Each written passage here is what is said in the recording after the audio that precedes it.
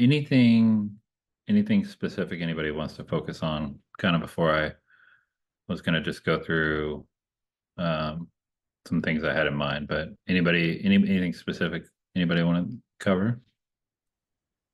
I did have one question I would love to hear from you on. I do think it's kind of funny that this has become a note taker call. More note takers than actual people here. You should just, I don't know, send out the notes if all people want is the notes, I guess. But, Yeah. anyways, my question is with the instantly web ID verification thing, um, I tried to set that up because my understanding was that it was free for the first number of profiles, whatever. But it seems like you have to have a paid plan of some sort before they start giving you profiles. So I was curious if you could uh, talk through how you set that up at all, or if you know any details on that. Yeah, I mean, it's interesting because I did think too. I just set it up. I mean, I didn't really look at the plan. We can pull that Right. up. So I'm gonna share mine, but I also thought the same thing from the way I read it, Grant. Mhm. Um, and so I set mine up. You should be able to see my screen here. So, but I mean, there's obviously a billing section right now. So I guess it includes 50 emails, 200 LinkedIn resolutions, and Right. then it goes up from there. I haven't paid anything yet for full transparency.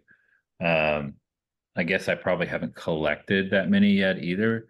I will tell you, here's what I know. Looking at this data, Hmm. it's very, very sparsely populated, right? So to be Okay. like, my guess is that they're only populating it if they can get additional demographic information as well.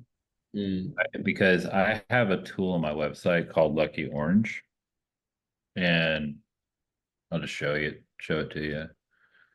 It does not get like individual names, Okay. but it definitely tracks the traffic. And so, like, even today, for example, let's just see visitors. Like, these are all the people that have been on my webpage today. And I can tell Okay. like where they're coming from. And it even records like, in fact, one of them came from Instantly's page, and it records what they do. So I use it to kind of where are people spending time on the website, what are they actually doing, et cetera, right?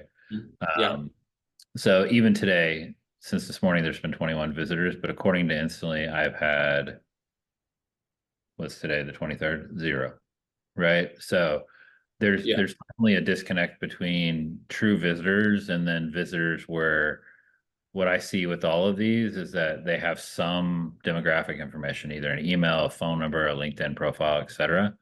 So I Yeah. feel like when they're not able to capture that, and that's always been the challenge with these tools. Even like our B2B, I think is probably the best one to be fully transparent that I've seen that captures Okay. most amount of web visitors, right? But their plan is what their plan is, right? So everybody has, I think even Apollo does this now as well. So there's a couple different, capture methods, but I haven't been charged. So I feel like Grant, once I get past, 50 emails or 200 LinkedIn resolutions, which I'm nowhere near that, then Hmm. they're going to ask me to update the plan. Um, I personally just tested it to see if it was worthwhile. Like this one looks like a pretty good lead. Actually, he reached out to me directly, so I know who he is. And then some of these, like, I don't know, they're not really my demographic. Most of them are. Maybe a few of these are here, Hmm. but I don't really know. Like, if I have not yet, to be fully transparent, like found a good use for this. Okay. Interesting. Interesting. Okay. That's so, and the people that you have found on it, do they seem like they're the same as RB2B or is it different? So when I was on RB2B, it was, I felt like it was everything it sent me had a LinkedIn profile and it matched my demographic, right? So Yeah. I don't, I can't part of personally I can speak to probably some of the traffic to my website is related to our content marketing business. And Mhm. we have pretty good rankings and stuff on Google for that. So we get a fair amount of organic traffic as it is anyway. Whereas, a lot of some of these are definitely like people who've come from my LinkedIn and gone to our website, and then I'm capturing them there. But like for me, to be honest, I have no idea why the deputy director at the state of Maine is on my website. Maybe I need to get a lawyer. I don't know. Yeah. It's a mix. It's definitely a mix. Like I feel like some of these leads here are pretty good and they would be conducive of, probably people who are seeing a video or a LinkedIn post and checking out our comp. But like in the middle here, like I think that is like I don't even know what that word means, but like several of these, like I have no idea why the Minister of Cool would be on my website. Like Yeah. there's a receptionist at a school district. Like those aren't people who are seeking out content marketing services, generally speaking. So I don't know. Right. Okay. Well, thanks for the review and the info. Yeah, Makes and I sense. mean it's brand new to be fair to Instantly, right? It's only been out a Right. few weeks. And so I've seen some other people post some things that were a lot more high scrutiny than me. So, I would say like I don't know, if you get one positive lead out of it and it converts, then it costs you, Right. $94 a month for 500 credits, then it's well worth it, right? I just when I started studying it, looking at it every day, and realized it was pretty sparsely populated, and so it's like something that I haven't necessarily paid a lot of attention to. I could definitely see the value for someone who gets like I only average about 100 website visitors a day. Mhm. So if I had 5,000 amongst that would be exponentially more positive leads, right? So everything's relative Right. in that. Yeah. Makes sense. What about anything else, Grant or Andrew or anybody else? Do the note takers have questions? To be fair, I didn't really have any specific question. Haven't really joined these calls very often, so checking in here how everything's going. That's cool. So I'm going to use the time today then just to kind of go through. I had somebody reach out to me who asked me to specifically cover something, so I'm going to cover that, and then I'll talk a little bit. I made a video yesterday about this, but I'll go into this a little bit more in depth with the guys with you guys. Is just and I think this will be definitely worth your time. The two things are why we have shifted our personal campaigns and one of our company campaigns to video first only, and then the second thing will be um, just the dramatic change that happened on Friday with the release of GPT-4 Mini. So I'm going to kind of cover those and just show the power of that, and I think that'll give value as well to anybody that watches it later. And then of course, I'm not watching the chat, so just if you have a question, since there's only a few of us, just speak up. Like interrupt me. Don't be afraid of offending me. Anything. So. With that, I want to start with the video campaigns. And so this is my environment. I'll kind of show you a couple things here. So let's go into this campaign right here, campaign 2. It's called Instantly Users in Twain. So I'm a cold emailer. I mean, I run an agency now with, I think we're at close to 20 clients doing cold email. A lot of SaaS companies, right now is and some recruiting and mixture of others, but mostly SaaS are my clients. And so that just gives the background that like one of the things I did for this campaign is I pulled instantly users. So I had and the guy's on our WhatsApp group, but I had him, Sambeat, pull all the instantly users on LinkedIn and the followers of instantly on LinkedIn, right? And so why would I do that? And I tell people this is like to me that's become one of the most powerful signals is followers of companies on LinkedIn. And it's the reason why is it's because if you want to follow me, it's pretty simple, right? I make posts, you follow, it's an easy thing. If you want to follow my company, then it's a different act. Like you have to go into my company page and hit follow. And let me stress that even further, right? So I'm going to show you my LinkedIn. I'm going to show you the difference, right? So um, there's Brandon, by the way, talking about GPT-4 Mini, which is kind of funny because that's what I'm talking about too. But like I have two companies. So I have Cobalt Keys and Content Marketing Media, right? I make a post, which I did this morning, and Like, here's the post I made this morning. It's really easy, just to like the post and come up here and follow me, right? If you want to find my company though, got to go into me, and then you're like, where does he work? He's got all these different things. Oh, he's at Cobalt Keys, or he's at Content Marketing Media, right? And then you have to go into that company, right? And then you have to, like, it's so hard. I can't even tell you how to do it off the top of my head, right? But you have to figure out a way to follow this company, right? So I guess it's mine, so it's a little bit harder. But let's just use Brandon as an example. Great post, by the way. Um, but if I want to follow Brandon, I have to go to his company here, his company, and then follow, right? So my point is, it's a very deliberate act. Unlike other social media platforms, you follow the person. LinkedIn is one of those places. If you want to follow a company, it's you are doing that by design. You're not doing it on accident or on a whim. So I went through that all to talk about how powerful of a signal it is, and I can prove it in campaign over and over again. Like, it's a highly effective signal, and I believe in signal-based outbound email, right? Signal and intent. So, I do use LinkedIn. I do use, instantly lead finder to pull leads, but those are always just my starting points, right? I then take from there and drill down into the exact signal or intent audience that I want to reach out to.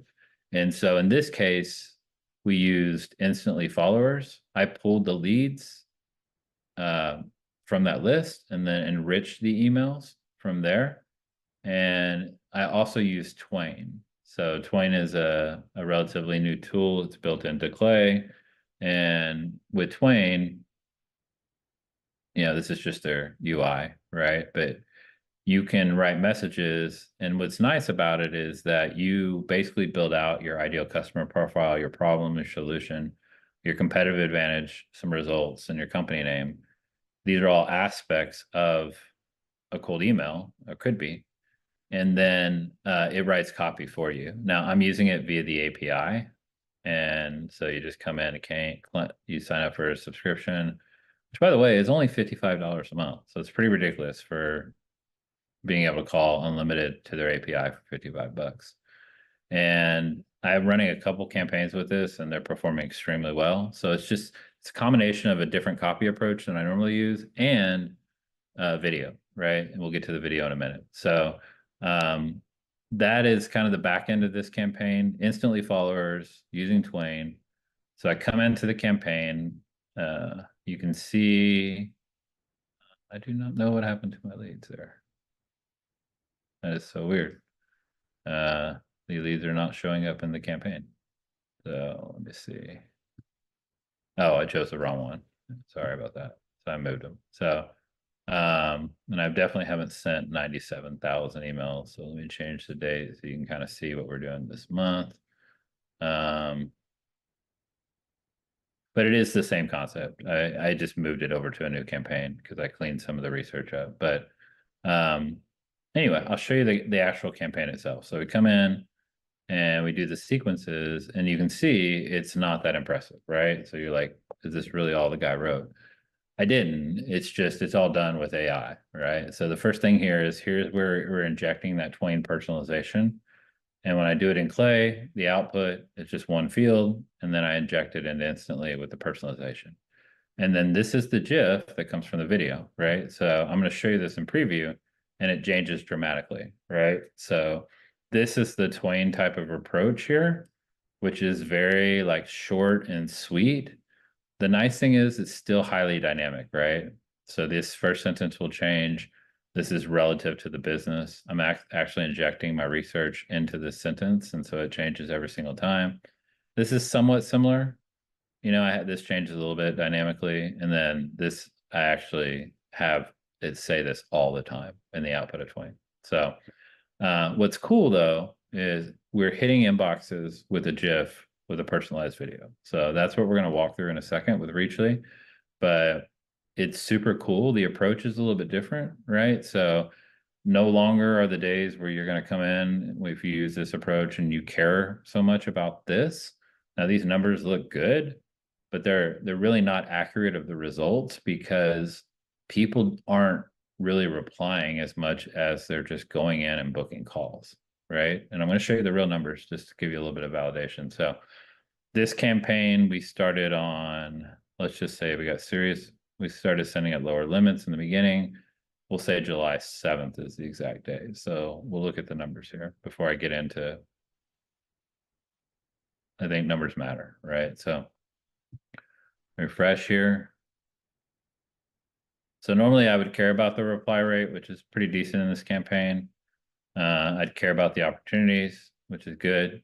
My opportunity number is totally made up because our average ARR on a client is probably about 50K. So this number would be ridiculously high, right? If I put it, the real number there, probably about 1 million from these 27 opportunities. But it's not just even 27 opportunities. That's the thing. It's a little misleading because in your normal email sequence, you're going to classify opportunities by people that reply to you that are interested. Well, we're sending them a video on the first email to a landing page where they can book a call.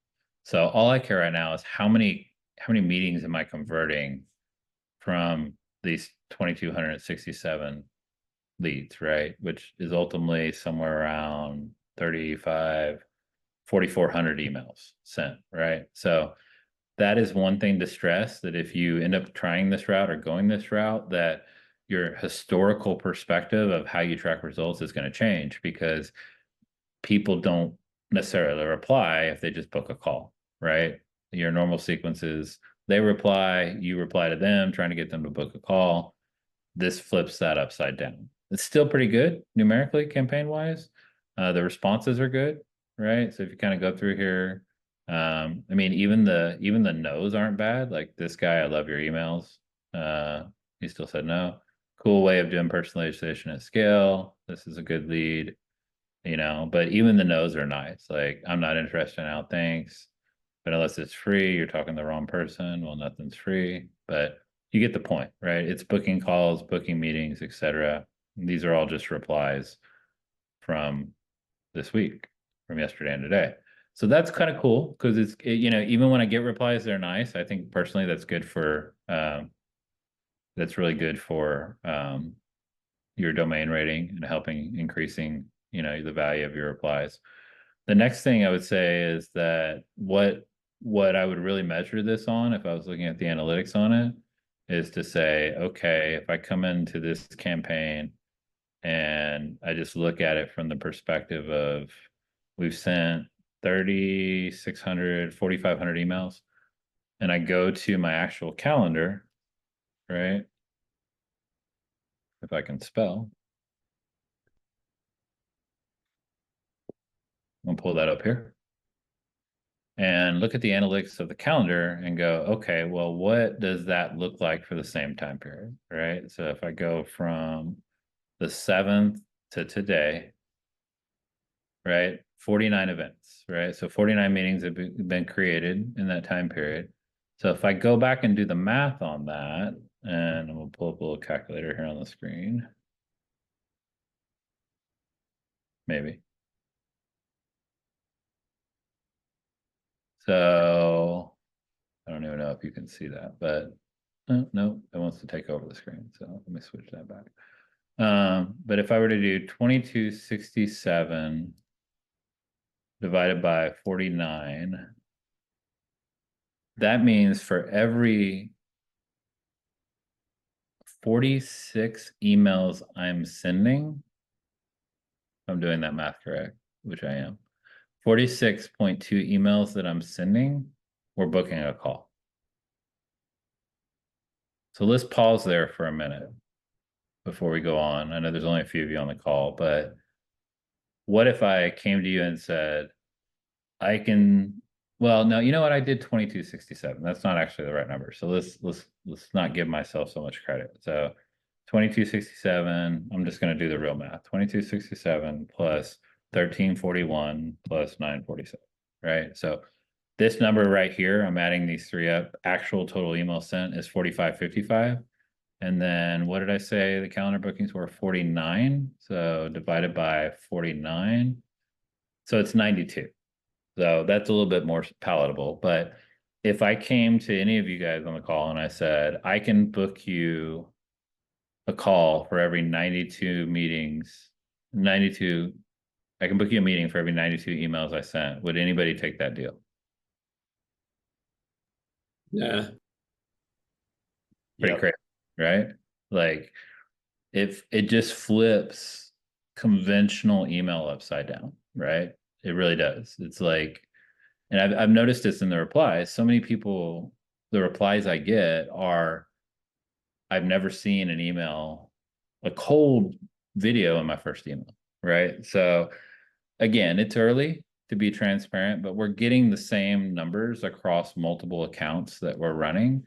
And so the next thing is like, how are we doing that, right? Like, how are we, what are the semantics of that, right? Because obviously it's not just we're sending a video, right? There's some personalization in there, et cetera. So I talked about with this campaign, one of the reasons why it's effective is that we chose specific followers of a company. So in this case, it was instantly. It didn't have to be. It could have been Clay. It could have been Relevance. It could have been other tools of like-minded people that would likely want to engage with me as a client. I will also tell you we've added a couple clients from these campaigns as well. So they've converted. It's not just that we book calls, but they've actually converted into paying clients, right? So that's a whole nother, discussion. But at the end of the day, they convert, right? So it's not just that, oh, they're pretty cute, videos that go out. They're booking calls, they're booking qualified calls, they're converting, right? So the next thing is, well, how did we build the campaign in the first place, right? So I showed you the sequence. I showed you, using Twain to do this. We're actually using Reachly to do this. So I'm going to come in for a second into Clay so you can kind of see the backside of it, and we'll pull that up live. But if I come into it is this campaign, I'm actually starting another one to go after relevance users. But here are the leads. So we pulled, this is the kind of data we got when we had Scrapely pull the LinkedIn accounts. This is the normalization. So the next thing you got to do is you got to actually find emails, right? I mean, you're not going to, you can get that from them. I don't trust anybody to find emails but myself, so that's my own problem. But I built two enrichments here. One is ICPs, one is Leadmagic, and then the ones we get from ICPs, but then we don't obviously run Leadmagic. But if we don't, then we run Leadmagic. And then only if it's not a catch-all do we add it, right? So we have to find one. It's going to take a little while, but there's a couple right here. There's a valid. So these two were not found by ICPs. They were found by Leadmagic and they were valid. So this is just a formula to put them in one table. And so at the end of the day, we start with 3245 leads, right? But when I filter on this column and I say is not empty, then that list goes down, right? So now we're only at a little more than half of them could we actually find validated emails, right? So even though you get a LinkedIn follower list, you may not necessarily have all the emails, right? Because you've got to go through that process. So 50% is good capture rate. It's pretty normal.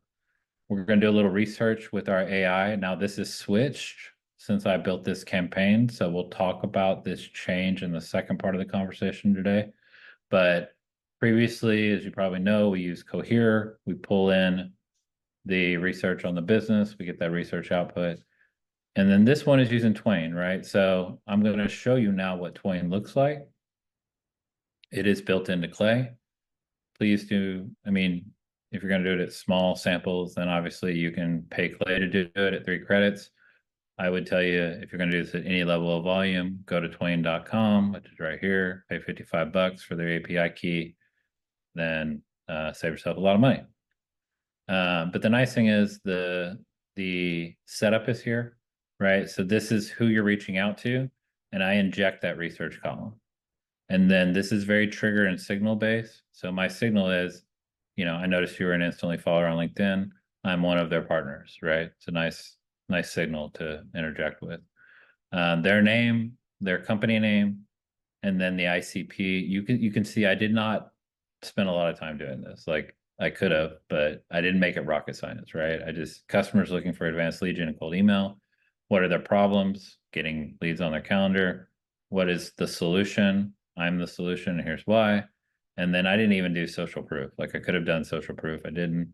And then I prompted it to say always end the call with this. That way it was just already in the AI output.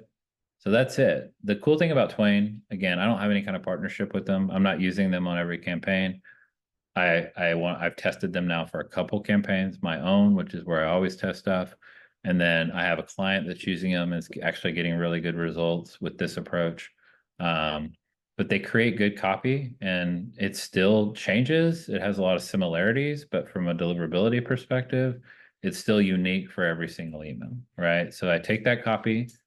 Now, I did little trick here, like every once in a while I would notice that it would dynamically inject like a subject name or something what had that just like left the brackets in, right? So I wrote a formula to detect that to make sure I didn't send anybody like a hey company name, right? And that just happens with AI. So, those are little tricks that you can put in there to catch them. And then we did a little bit different on this one too, is that we actually wanted to inject the landing page, and I'll show you that in a minute with something else. So the cool thing about Reachly is you can inject up to 3 variables into the actual landing page. And so we did first name, company name, and then we did this, I called it API email opening response. I have no idea why I called it that because it actually goes on the landing page. But we injected a little personalization there, right? So this is what's going to end up on the landing page for every one of these. And so it's kind of cool because when you go to the landing page in that embedded GIF, when you click on that, there's more personalization, right? So I think it's kind of cool to be sending basically people their own VSLs with landing pages that you're even injecting those with AI as well. And it seems to work because we've converted a few. Same thing with the bracket presence, etc. So one thing about Reachly is the API is being built still, so I can't push this to them directly yet. So that is why the leads aren't being added to instantly directly because I need to go to Reachly, upload these leads, and I'm going to show you how I do that in a minute, and then enhance them to create the GIF and create the URL for the landing page. But it's still pretty straightforward, right? So this is that process. Before I get into it, Reachly, any questions about this? So just I know you've talked about this in some previous calls, but just to briefly recap what these tools do. So is Reachly a competitor to SendSpark? Is it basically a similar idea of like sending personalized video? Um, yeah. Yeah. Yeah. Okay. And there's 4 or 5 of them out there now uh, that Sure. are a decent size, right? I would say Reachly and SendSpark are the 2 I use. Right. I've seen SendSpark. We're running plenty of campaigns right now where we're saying, can we send you a video? And I'm Okay. using Spark from that approach every time right now, where it's just dynamically creating the video and we use it for a reply or basically a lead magnet. And then Right. anytime we're sending video in the first email, I'm using Reachly, right? So I have a couple campaigns doing that as well. Like honestly, Grant, there may be a point where I'm 100% convinced, and I'm about 85% convinced right now that every campaign I build from now on will be video first. But Wow. I need more time to make sure because I've got a couple different scenarios where I'm sending it on domains that are a month or two old, domains that are 2 weeks old, and then my own Mhm. domain, which are 10 months old. And I'm Yeah. doing domain and IP monitoring on all of them. And so far, nothing. Like haven't hit a single blacklist, haven't seen it because of this, right? So now it's testing that at higher sending limits. So we started at 5, now we're at 10, Mhm. right? So that's all the testing, and I Right. want to see what happens before I basically globally say like that is my approach going Right. forward. But I'm definitely moving that way because I think it's just human nature. Like you send me a video in my inbox and you can hit my inbox and it's moderately professionally done. I'm Mhm. gonna watch it, right? I mean, it's just I get so much crap every day, as do probably all of you, that Right. if it is not bad and it looks professional, at least in the email, I'm probably gonna watch it. And Right. some degree of those people are going to be interested. And you also just had a sales opportunity that you would not get normally in a cold email. I mean, people try to sell all day in the cold email, but those people reply rates are like, 0.2%, right? The people Right. that don't sell, that are professional, that write good copy, do good research, that's what we normally do for most of our clients, right? But so I'm almost competing against myself to some extent, but that I have a theory. I can't prove it yet, but I kind of have a theory because we're dynamically injecting a GIF code into the email that because it's dynamic algorithmically, like the models don't pick it up as spam. But I don't know. I mean, I just know it's working. And How do you so, make how do you make the GIF dynamic? well, it's dynamic because it's created for every single lead. Does that make sense? So Okay. everybody's GIF code is different, and you'll see that in a minute in Reachly. But every one of these that I send, the GIF code is different. So it's much like using AI for personalization. You don't have Yeah. to worry about syntax because the variables are changing every single time, right? Right. It's Gotcha. totally different if you were just pasting a link to the same video every single time. I think Right. that would be hit spam. But because we're embedding a GIF code that is dynamic, that Right. changes every single time, I feel like that's probably a very strategic Yeah. advantage. It's unique for sure. And so then you've got the landing page has the video. So Reachly generates your GIF, and they also host the landing page with the video. Is that right? Yes, I do. And so your AI opening email line that you're showing on your screen right now, that's on the landing page or in the email? It's on the landing page. So the Twain output that we have over here goes in the email. Okay. And then we're putting this dynamic injection Right. here for research. And this was 2 weeks ago. Like the new version of this is even better because we're using GPT-4 Omni Right. Mini Claygent, and it's even sicker. Like it's even more personalized, right? And Yeah. and cheaper, by the way. But yeah, when I first built this, the concept was okay, like get creative in the copy and just build this somewhat generic personalized page with first name and last name. Then Yeah. I figured out I could personalize the landing page. So then I did this. And then now this is even better because it's cheaper and the output is better with GPT-4 Mini. Yeah. And on your landing page, is it a unique video for each person, or is it the same video? It is the same video. So that is one of the differences you would want to take away with SendSpark versus Mhm. Reachly. You're going to have the same video, but the aspects of the on the page that point to the video, like Grant, I made this video for you, is what's different, right? Right. I don't know that they're going to change that approach. I do know they're building in things like dynamic backgrounds and stuff like that, Yeah. uh, that are going to make it even cooler. And you're going to see in a minute if you haven't been into Reachly, like video and landing pages is not and GIFs is not all they do, right? They're building in some functions like they've already built in that if you pull your leads from Apollo, you can just drop the URL directly in there and pull Yeah. and do it that way. They're building in they already have email verification built in there. So it's pretty cool what they're doing. And Yeah. I know the two founders and they both have substantial tech backgrounds and exits and stuff. So and they just got pre-seed funding. So they definitely know what they're doing, if that makes sense. One more question though. Like I really do strongly believe, and you can correct me if I'm wrong, that a lot of your success on this campaign is because of who you're targeting, not because of the strategy. I know that I feel like the strategy is kind of, the icing on the cake, so to speak. But if you were to just, go into a database like Apollo and set some industry filters and let it rip. I mean, I don't think that it would be performing as well. Maybe I'm wrong there, um, but with either example, I mean, in some cases, if we're setting this up for clients, Hey, everybody. um, if we're setting this up for clients, and we're going and scraping, their competitors' LinkedIn company pages, for instance, Hey, everybody. or Sorry, guys. yeah. So my question would be like, do you have a way of like qualifying these people, or are you just letting it rep to all of Instantly's followers. And if you're not, I mean, maybe on this case, it's not a good use case to qualify them, but what would you use to qualify the LinkedIn followers, or if you were doing it from a database? So in this situation, I'm selling my cold email marketing services, right? So Right.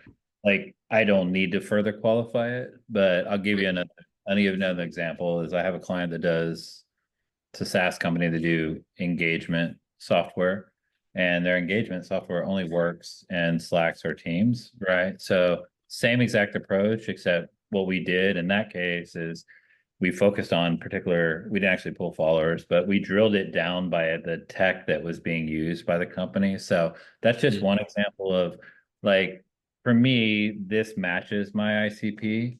But if Yeah. I were to go further, and this isn't the only campaign we're doing it on, right? So to your question, I think earlier, like I would never go just filter down and pull Apollo users without doing much more work. Yeah.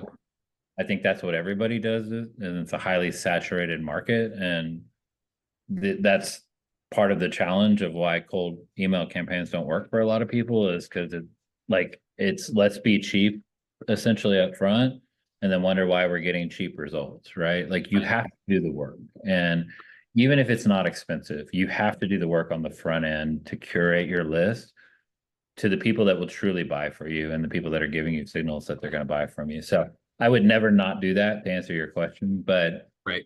if I did, I think you're right. It would not work as well, right? Because but that's no different than copies that are just words, right? If you curate your list to the point that it's best suited for your offer, then you're always going to get better replies, right? It doesn't matter the methodology.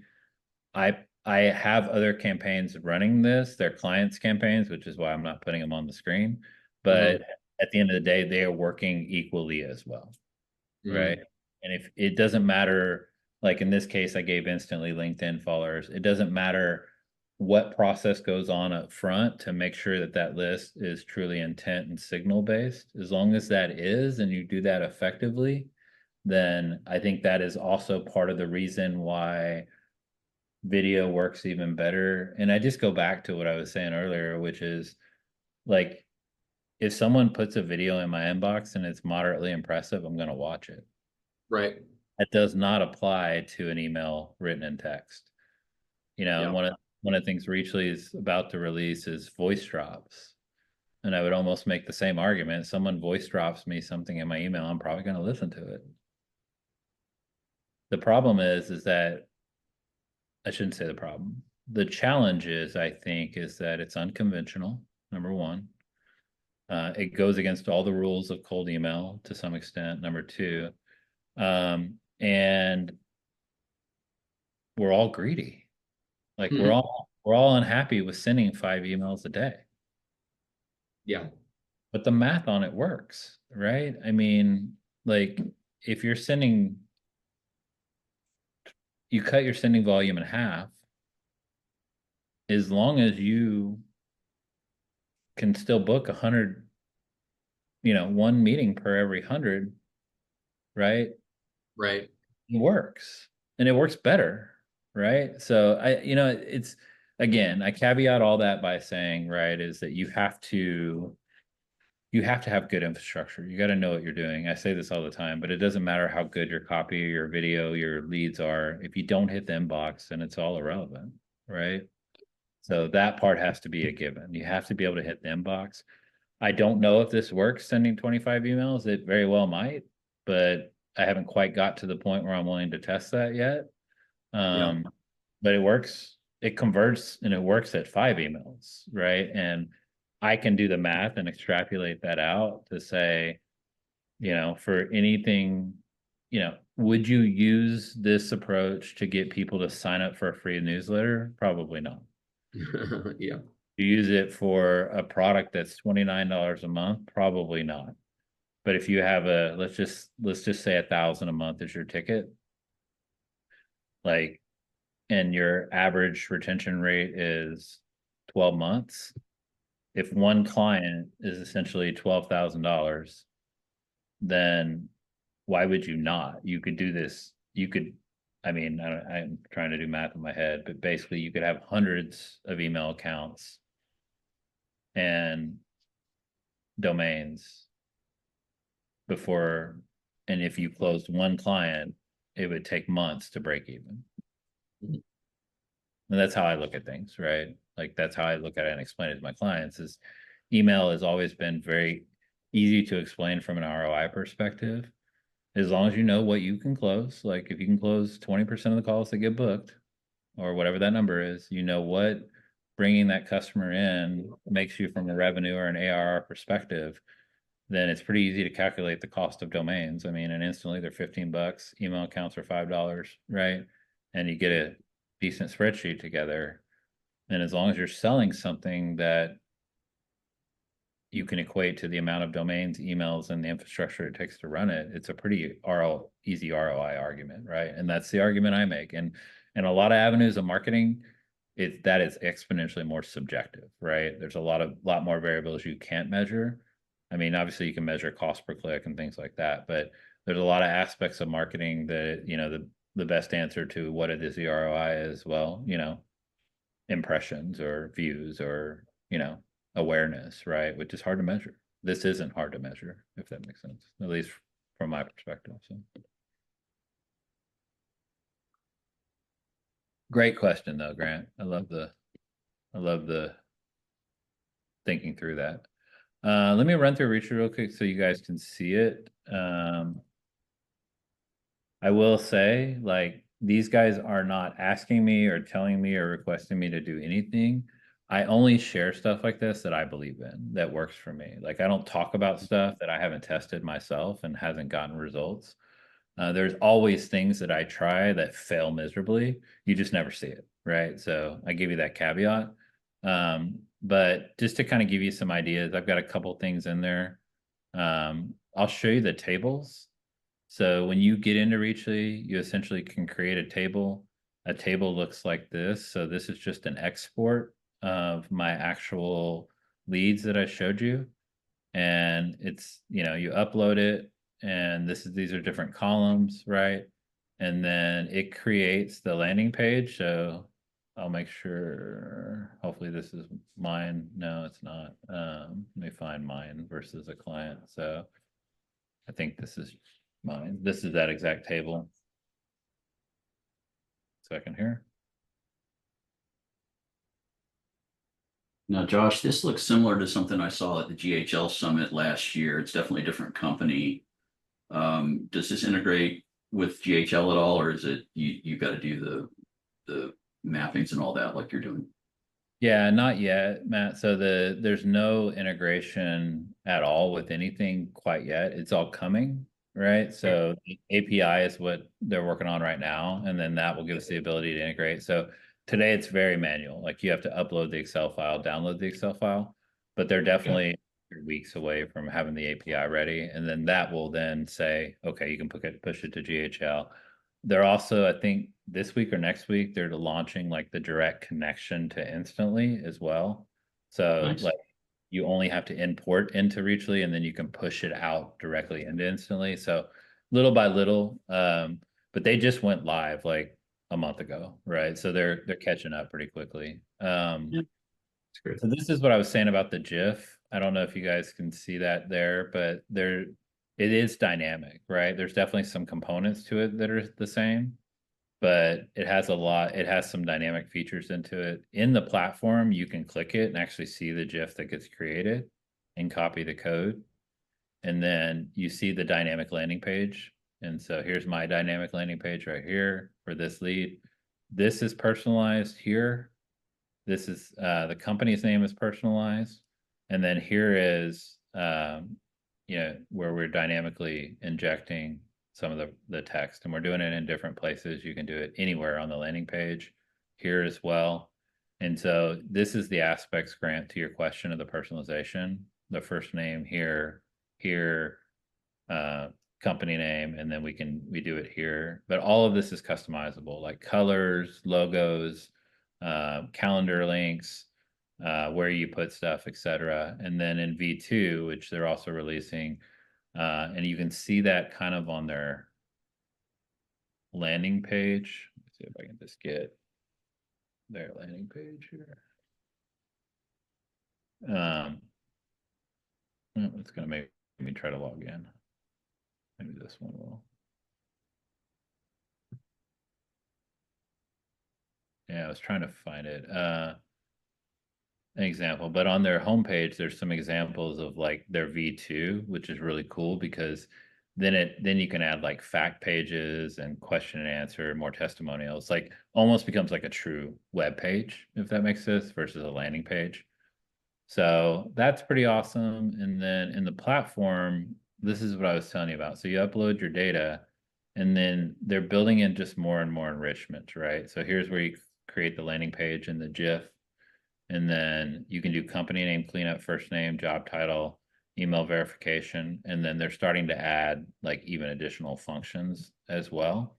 And so like data sets and, case study, a little bit of AI and stuff like that. So it's getting better every single time, almost every single week. And then this is where I was telling you here, you can import the Apollo URL directly in there. So that's some of the kind of the functionality that's coming.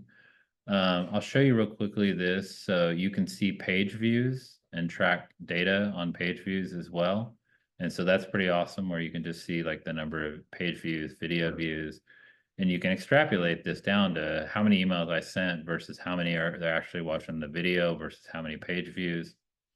And then what I do is I actually put a tracker in the header page. So I'll come in and it's not on this one, it's on my other one, which is here. And I put a lucky orange tracker, the one I showed you earlier, on the header.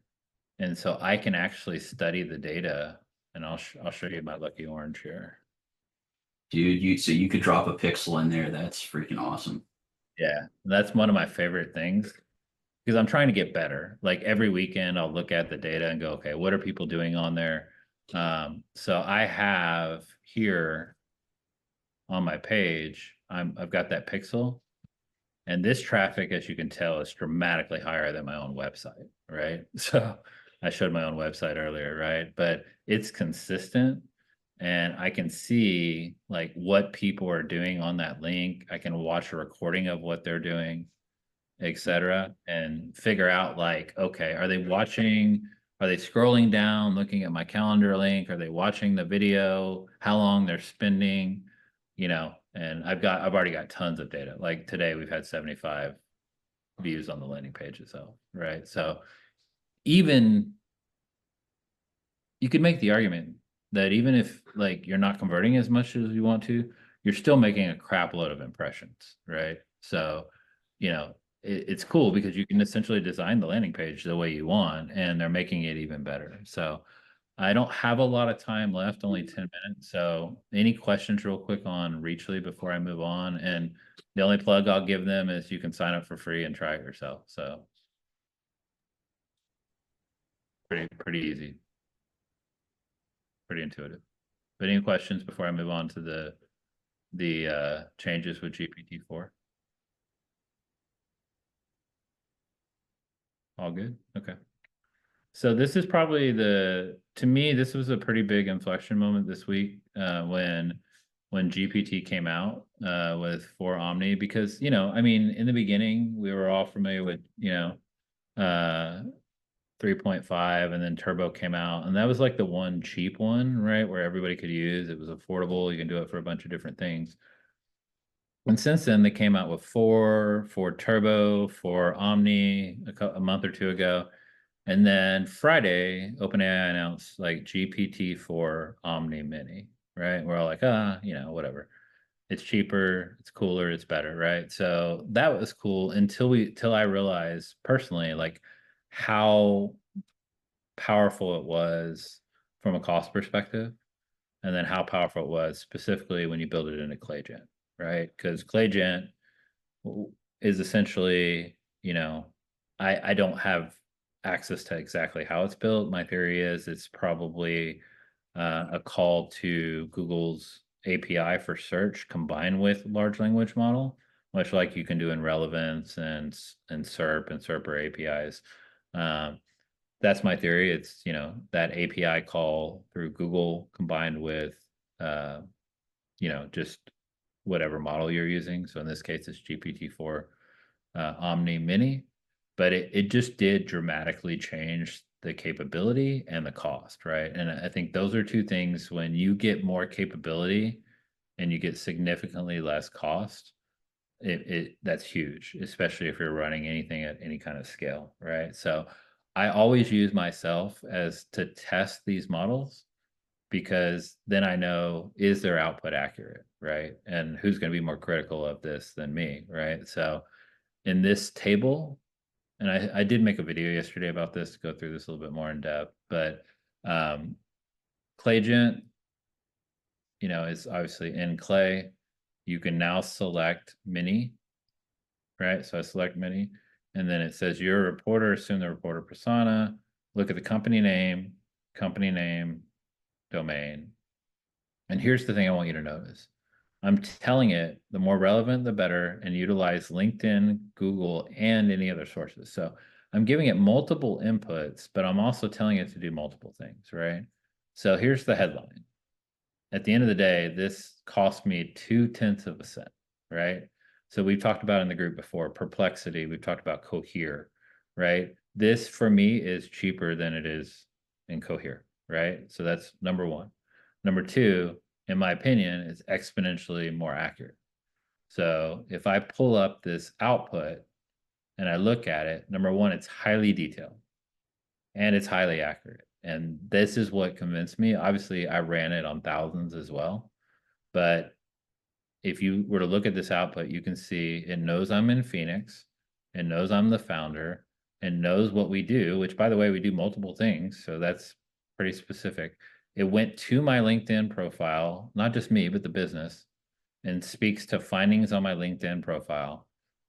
It goes to Trust Index and pulls my Google business reviews, et cetera, right? And with Claygent, which you don't get in Cohere, by the way, you can see what it did, right? So I can go to steps taken here, and I can see that it visited my website. It did a Google search for content marketing media. It went to my LinkedIn profile of the company. It went to my personal LinkedIn profile, which I did not give it, right? I didn't put in there, here's my LinkedIn profile. I gave it company name and website. And it spoke to a post that I made. It then further dove deeper into my company profile and looked at the terms that are related to my business. It did Google searches on me and found Trust Index and something else, and something on G2 about me, our agency, and Clutch about our agency, and Trust Index. I mean, just on and on and on, right? All of that, it did that all in 23 seconds. It returned the result that I asked it for, and it cost 0.2 cents, right? So it's hard for me to argue that I've ever seen anything. I'm not saying GPT-4 Omni can't do this, Perplexity can't do this, Cohere can't do this. I just haven't seen anything do this well for this cost. And then the second thing I did is I said, now I want to do some research, right? So here's the company name and full name. So two different parameters. Like the first one is about the company name and the website. This one's about the company name and me. This time I said, only give me stuff in the last 6 months, right? So this one cost a little bit more. And the trick about cost, right? Still 0.4 cents, and that's relevant at scale. But you could rate limit these, right? So you could tell either one of these, right, at the very bottom, like, don't spend more than this, right? And I'm sure you're going to get great results regardless. But if you come into this and you look at these updates, same thing, right? It's pulling hyper specific things from our press release business about us, and they're spot on. And if you go into the details, you can see it's citing the sources where it's getting it. So I ran this thousands of times this weekend for a couple of clients' campaigns and went through hundreds of them to validate them. Like, are they pulling the right company? Are they pulling the information? And repeatedly, we're seeing between 0.2 and 0.4 cents. So I have moved away from Cohere, right? Like, Now, ironically, on Monday, Cohere got $500 million in funding, right? And something else. Like, so who knows? Like, in this war of AI and large language models, like I might be back, right? I mean, but I very much have the philosophy that I'm always going to try to use the best tech when it's relative to how many leads we're going to run, which we run a lot, and what the cost of that is, right? And what is that right balance? So I just, capability wise, the fact that there's now a tool that I can run thousands of times a day that can pull that level of research for between 2/10 and 4/10 of a penny. I mean, in my mind, it's mind blowing, from where we were just 6 months ago. And I just have to believe this is only going to get better, right? Because the end result is I can now send an email to somebody that speaks to something that was attributed to multiple different processes, Google searches, reviewing LinkedIn profiles, looking up websites like G2 or, review websites or whatever, and pull out very hyper specific, accurate personal information. And that gives you a strategic advantage. It does. It will help people find relevancy. And then you think about the methodology we talked to up to this point, like putting that in a landing page or putting that in a follow-up email or putting that wherever, right? It's just, you are going to have a competitive advantage over the people who are going back to what Grant said, which is just going into Apollo, pulling leads, and then sending their best sales pitch. So what's the prompt that you're putting in here to run this person research and company research? I always start with the reporter. Like I didn't even spell you correctly, which just tells you how it is. Yeah. And I even assume the report persona. So I didn't even put reporter, which is funny. But it's just assume the reporter persona, look at the company name and full name of the person. So I'm dynamically injecting those. And Right. then I think this would even get better if I had time to really like prompt engineer.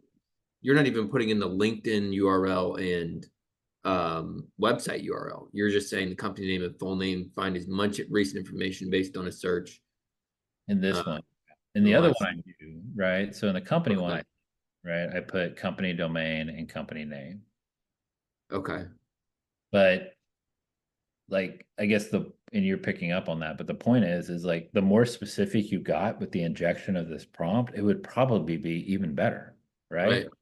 This is like generic company name and my name, right? And this Uh, is just with Omni Mini.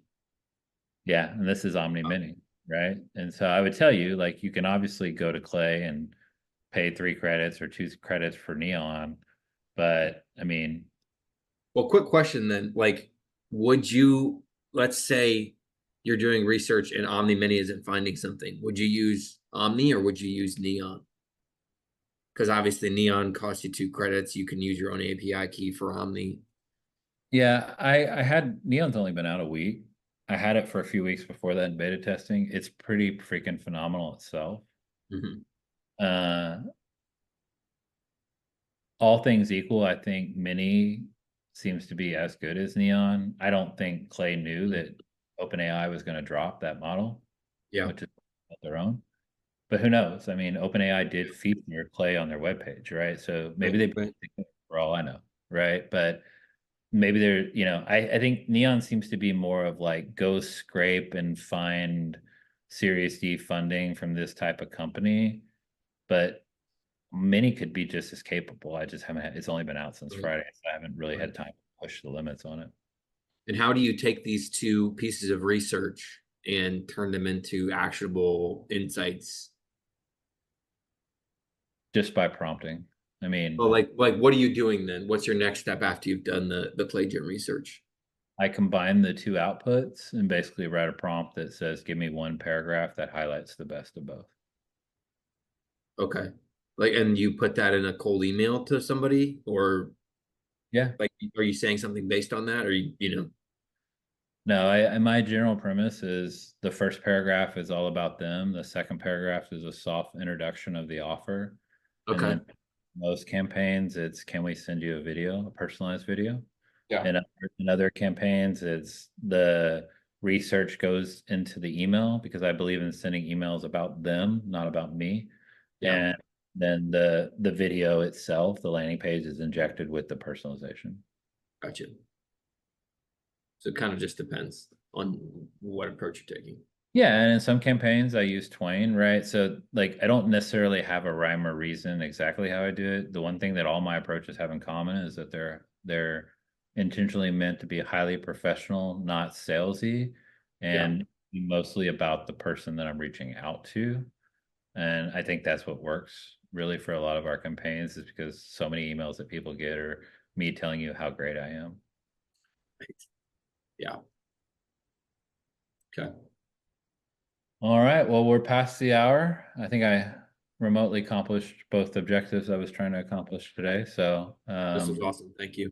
yeah, Lynn will share the recording later in the WhatsApp group and then on the page. And if you guys have questions, just let me know. All right. Thanks, Josh. Cheers. Thanks, Josh.